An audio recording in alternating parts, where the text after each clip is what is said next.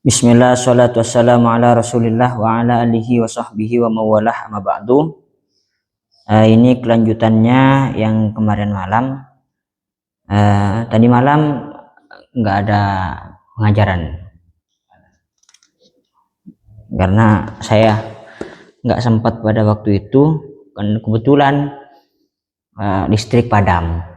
Akhirnya saya nggak belajar bareng, kemudian tidak membuat video. Ini sekarang masih pembahasan tentang sholat. Bismillahirrahmanirrahim. Qala al-mu'allifu rahimahullahu ta'ala wa nafa'ana bihi wa bi ulumihi fid dharain amin. Bismillahirrahmanirrahim. Wa aqallus salami tining paling sakonina salam. Assalamualaikum panika, assalamualaikum. Jadi paling sedikitnya salam saat sholat itu assalamualaikum. Paling sempurnanya bagaimana? Assalamualaikum warahmatullahi wabarakatuh. Itu paling sempurnanya memanggil salam di saat sholat. Terus wa aqulu syahadati wa aqulu tasyahudi tining paling sakone tasyahud al wajib si wajib at-tahiyatu lillahi salamun alaikum paneka at-tahiyatu lillahi salamun alaikum. At-tahiyatu tining banyak-banyak penghormatan lillahi paneka ka Gusti Allah. Salamun tining keselamatan alaika paneka atas ajunan ayuhan nabiyyu he Gusti Nabi wa rahmatullahi ban rahmatu Gusti Allah wa barakatuhu ban keberkatan Gusti Allah. Salamun tining keselamatan alaina paneka atas kita wa ala ibadillahi ban atas banyak-banyak keluarga ban atas banyak-banyak kabulan Gusti Allah as-solihin nasi solih-solih. Asyhadu asaksai beten kaula anda sangkuna kalakuan la ilaha tada pun apa pangeran illallahu angin ropana Gusti Allah wa anna Muhammadan ban sangkuna Nabi Muhammad abduhu panika kabulan Gusti Allah wa rasuluhu ban utusan Gusti Allah. Jadi paling sedikitnya tasyahud ini yang wajib sudah, ini paling sedikit sudah. Ya ini at-tahiyatu lillahi salamun alayka ayuhan nabiyyu rahmatullahi wabarakatuh salamun alayna wa ala ibadillah sholihin asyhadu la ilaha illallah wa anna Muhammadan abduhu wa rasuluh. Ini paling sedikitnya tasyahud. Maknanya seluruh penghormatan, seluruh jenis penghormatan itu hanya pantas dimiliki oleh Allah. Dan salam kepada engkau wahai Nabiullah dan salam kepada kita dan terhadap hamba-hamba Allah yang soleh-soleh. Dan aku bersaksi bahwa tidak ada Tuhan kecuali Allah dan Nabi Muhammad adalah hamba Allah dan utusan Allah. Terus wa qudus sholati tining paning sakonikna as-sholawat ala nabi atas Gusti Kanjeng Nabi. Allahumma sholli ala Muhammad panika Allahumma sholli ala Muhammad. Jadi paling sedikitnya bersolawat kepada baginda Nabi itu adalah Allahumma sholli ala Muhammad. Ini paling sedikitnya. Jadi kalau ini masih dikurangi, ya ini kan paling sedikitnya. Kalau masih dikurangi maka salatnya tidak sah. Karena bersolawat kepada baginda Nabi ini salah satu rukunnya sholat atau fardu-fardunya sholat yang sudah dijelaskan kemarin malam. Ya, ini paling sedikitnya bersolawat kepada baginda Nabi.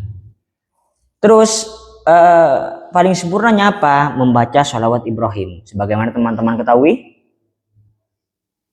Ya, kama barokta ala sayyidina Ibrahim wa istin Ibrahim itu namanya sholawat Ibrahim.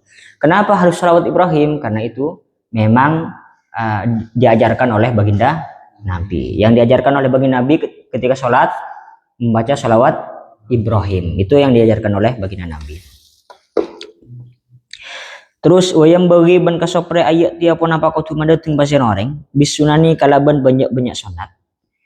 Bisunani kalaban banyak-banyak sunat jami'iha satajana sunat wahia tining sunat kasirotun panika banyak jiddan barana. Jadi sepantasnya bagi seorang untuk mengerjakan seluruh sunnah-sunnah salat. Sunnah-sunnah salat itu sangat banyak. Ada sunnah sebelum salat, ada sunnah ketika salat, ada sunnah setelah salat. Sunnah sebelum salat seperti apa? Azan, iqamah, kemudian siwak. Nah itu sebelum sholat. Itu sunnah sebelum sholat. Terus membaca basmalah apakah disunahkan sebelum sholat? Membaca basmalah disunahkan.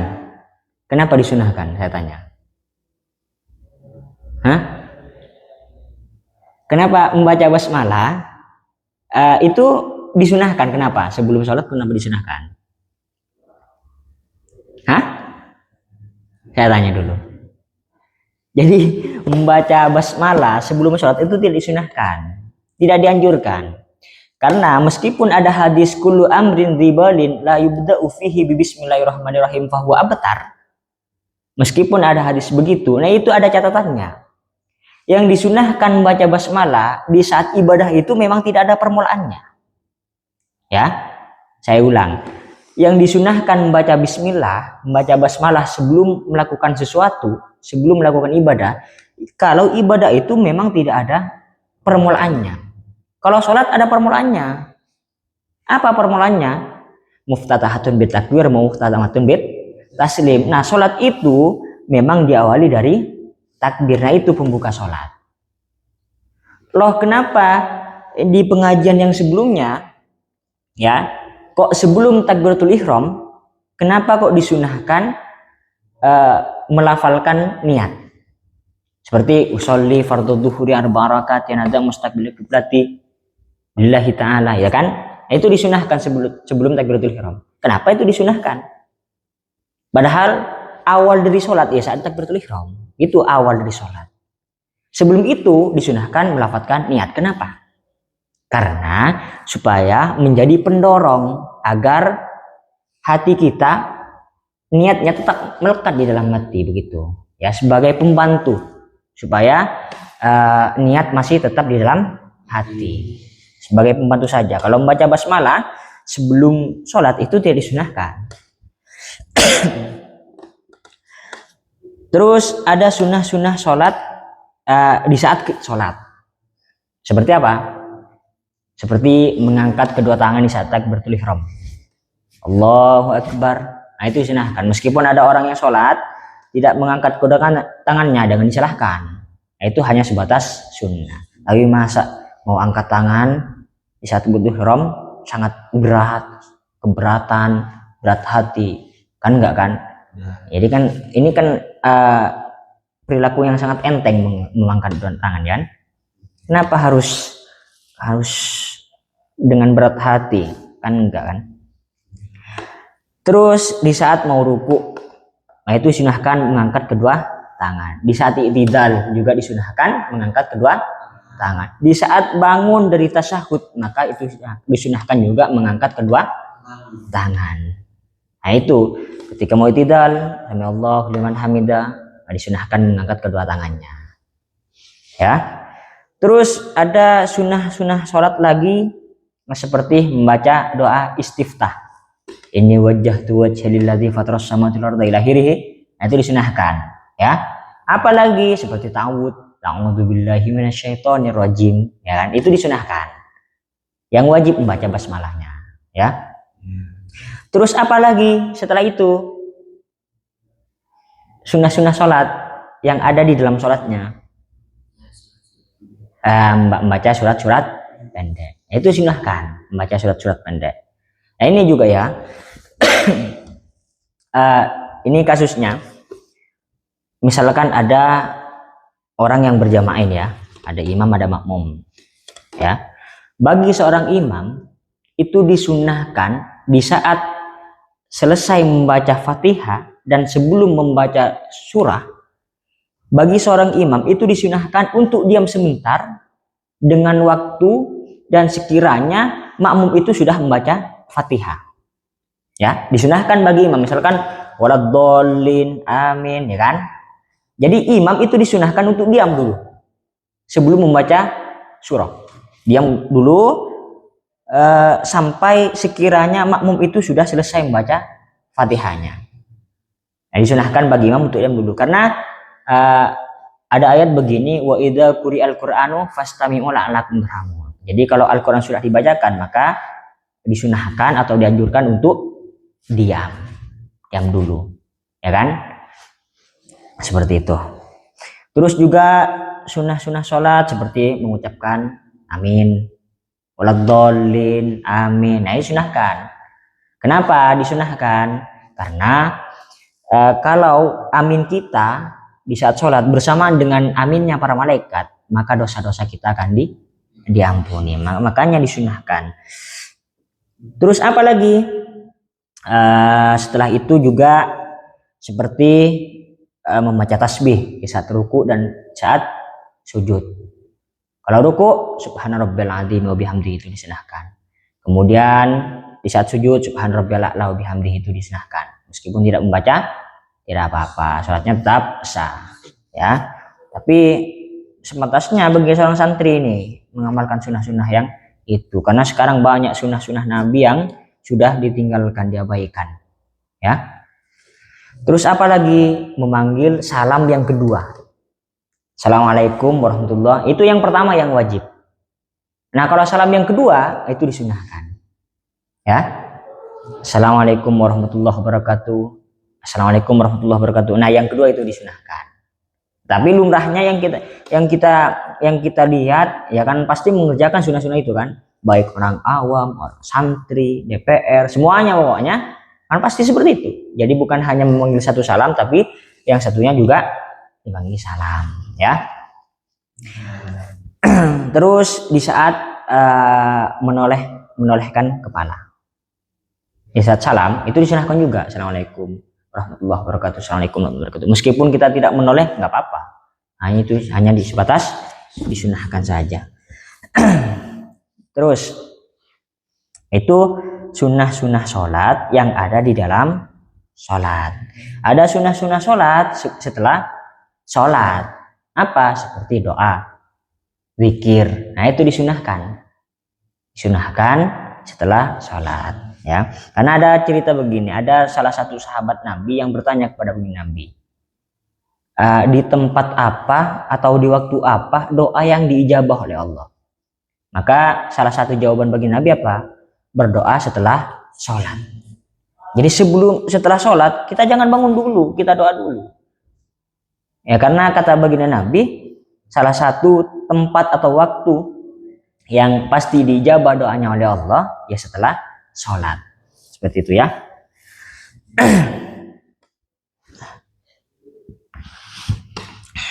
Terus wayam bagi ban kasopre al iktina uponapa ajaga bil ikhlasi kalaban ikhlas wa huwa tining al iktina bil ikhlas al amalu panika ngalakoni lillahi karena Gusti Allah wahdahu ala katibina Gusti Allah. Jadi sepantasnya bagi seorang yang sholat itu ikhlas mengerjakan karena Allah Subhanahu wa taala, bukan karena siapa, bukan karena disuruh, bukan karena diperintah dan sebagainya. Pokoknya ikhlas karena Allah Subhanahu wa taala. Terus wayam bagi ban kasopre al khuduru ponapa menghadirkan. Wa huwa tining al khudur ayak lama panika kutu oning pasirang orang sa salat bima kalaban perkara ya kulu sing ngocak pasirang orang sa salat wa yaf'alu ban ngalakoni pasirang orang sa salat. Terus pantasnya bagi seorang santri untuk mengetahui apa yang diucapkan, apa yang dikerjakan saat sholat. Ini wajib bagi seorang santri ini tahu, ya. Wajib, seperti ini wajah tua tak wajib tahu artinya seorang santri ini. Ya, kalau orang-orang awam misalkan sudah tidak punya waktu untuk belajar karena sibuk mencari nafkah. Nah, kalau santri wajib ini tahu, ya. Saya wajibkan kepada santri ini tahu. Terus wal khusyu'u ban khusyuk. Wa huwa tiding khusyuk sukunul a'da'i panika nengen-nenga banyak-banyak anggota badan. Wa hudurul qalbi ban hadira ate. Wa tadabburul qiraati ban kermekira sebaca. Wa tadabburul qiraati maksudnya memikirkan sesuatu yang dibaca. Wa tafahumuha dan memahami bacaannya. Fa inna ma yataqabbalu maka parcobaan narema Allahu basyarallah minas sholati dari sholat biqadril huduri kalaban kadara hadirah atau kehusuannya. Jadi khusyuk itu adalah yang pertama, khusyuk itu diamnya anggota badan, tenang, nikmat melakukan ibadah, tidak terburu-buru. Nah, itu khusyuk. Terus apa lagi? Menghadirkan di dalam hati, menghadirkan di dalam hati, ya, apa yang dibaca, harus hadirkan di dalam hati. Terus yang selanjutnya adalah memikirkan apa yang dibaca dan memahaminya. Iyyaka na'budu wa iyyaka nasta'in ihdinas siratal mustaqim. Ya, ketika subhan rabbil a'la wa bihamdihi, ya, kita harus memikirkan makna itu kemudian juga memahaminya. Ya. Nah, ini wajib bagi seorang santri ini khusyuk di saat sholat. Makanya kata Imam Al-Ghazali, kalau seseorang tidak bisa khusyuk full selama sholatnya, maka minimal di 3 tempat harus khusyuk. Ya, kan mungkin saya ini terutama di saat sholat pasti banyak yang dipikirkan, banyak yang ada di pikiran, baik itu pentol, baik itu gorengan, pokoknya masuk semua ketika sholat, ya kan? Jadi kata Imam Ghazali, minimal 3 tempat harus khusyuk di saat sholat. Yang pertama, inda qiraati inni wajjahtu wajhiya. Di istiftah, ya, inni wajjahtu wajhiya. Di saat membaca inni wajjahtu wajhiya, hadirkan di dalam hati kita bahwa kita benar-benar menghadap kepada Allah. Terus yang kedua, inda qiraati iyyaka na'budu wa iyyaka nasta'in. Yang kedua, di saat membaca iyyaka na'budu wa iyyaka nasta'in, hadirkan di dalam hati kita bahwa kita benar-benar sedang beribadah kepada Allah, sedang menyembah Allah dan meminta pertolongan kepada Allah. Terus yang ketiga, inda qiraati assalamu alayka ayuhan nabi rahmatullahi wabarakatuh. Assalamu alayka. Inda qiraati assalamu alayka. Nah, minimal 3 tempat itu. Hadirkan di dalam hati kita bahwa kita sedang memanggil salam kepada baginda Nabi Muhammad SAW. Ini solusi bagi kita-kita yang sulit untuk khusyuk. Nah, salah satu penyebab kita tidak khusyuk apa? Ya, kadang-kadang saya sebelum tidur saya mikir, jadi apa penyebab saya? Kenapa kok lalai melakukan ibadah, sulit untuk khusyuk ketika sholat? Jadi saat saya memikirkan itu sebelum tidur biasanya, ya ingatkan 3 hari terakhir apa yang dimakan, apa yang masuk ke dalam perut kita. Ya kan? Karena sesuatu yang haram atau sesuatu yang tidak halal di saat masuk ke tubuh kita itu menyebabkan nanti terhadap ibadahnya, baik ibadahnya itu tidak khusyuk, baik ibadahnya itu riya dan sebagainya. Ya, makan makanan yang tidak halal kalau masuk ke dalam perut itu bisa menyebabkan terhadap ibadahnya nanti. Lalai melakukan ibadah itu salah satunya. Fa innama yataqabbalullahu minas sholati biqadril hudur. Karena Allah hanya menerima sholat kita di saat kita sedang khusyuk. Kalau dalam sholat kita misalkan 5 menit dan khusyuk kita hanya 3 menit, maka yang 3 menit yang diterima oleh Allah. Misalkan kalau sholatnya 3 menit dan khusyuknya 1 menit, ya maka yang 1 menit yang diterima oleh Allah. Tergantung kekhusyukan kita. Ya. Terus wayahrumu ban haram ar-riya upuna pariya minas fi sholati dalam salat riha ban lena salat. Wa huwa tining riya al amalu panika ala ngalakoni li ajli nasi karena ara anusa. Haram hukumnya riya di saat salat atau selain salat. Riya itu apa? Mengerjakan sesuatu karena manusia. Misalkan salat khusyuk nih, salat dengan rapi. Nah, karena ingin dipuji oleh mertuanya, karena ingin dipuji oleh orang tuanya, ingin dipuji oleh teman-temannya, ingin dipuji oleh guru-gurunya. Ini mau ibadah masih haus pujian. Ini mau ibadah masih haus pujian. Ini haram hukumnya. Ya. Kalau sholatnya gimana ya tetap sah. Karena tidak ada batal-batalnya sholat yang riya, nggak ada. Sholatnya tetap sah, tapi hukumnya haram. Ya. Jadi kalau kita melakukan ibadah ya karena Allah saja. Apa? Karena Allah saja. Misalkan di awal-awal kita harus haus pujian misalkan, ya di awal-awal ya salah latihan. Tapi kalau terus-menerus melakukan ibadah karena hanya orang lain, maka itu hukumnya adalah haram, tidak diperbolehkan. Ya, mungkin sampai di situ aja dulu. Ada pertanyaan? Bertanyaan? Nggak ada. Ini besok malam atau pengajian yang selanjutnya membahas tentang mubtilatus shalah, batal-batalnya salat. Nggak ada pertanyaan? Ya, mungkin sampai di sini saja dulu. Kurang lebihnya mohon maaf. Wallahu a'lam bishawab.